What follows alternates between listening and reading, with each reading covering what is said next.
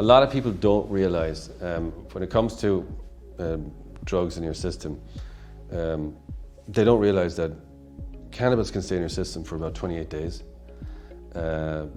Cocaine can stay for 3 or 4 days. Amphetamines for about the same period of time.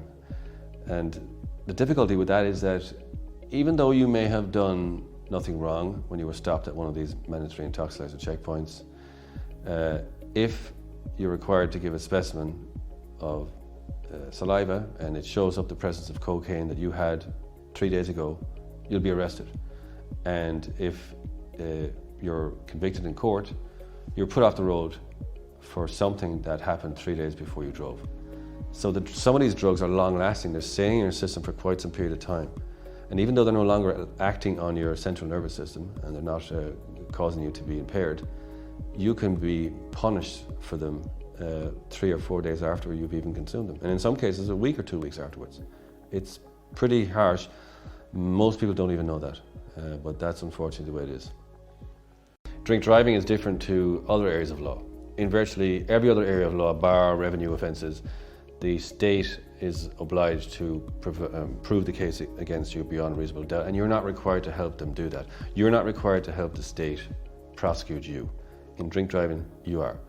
You have to give evidence against yourself in drink driving in the form of a breath specimen or a blood specimen or a urine specimen.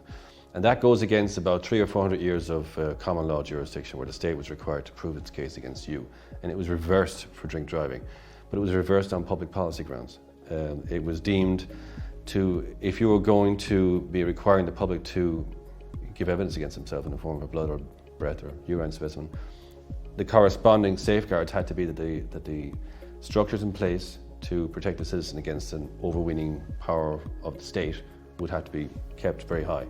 So if you're required to effectively give evidence against yourself, the state's required to follow a set of procedures, and if they don't do it, the case may collapse on those grounds. So it's different to most areas of law. You have to help the state in some way. How do I get off with drink driving? People think it's scientific. There is some formula or method. There isn't really. There never is when it comes to law, because the law is dealing with people, humans, judges, guards, clerks, solicitors, and the human is somebody and a collection of people they're just not precise. There is no scientific way. Sometimes it comes down to luck.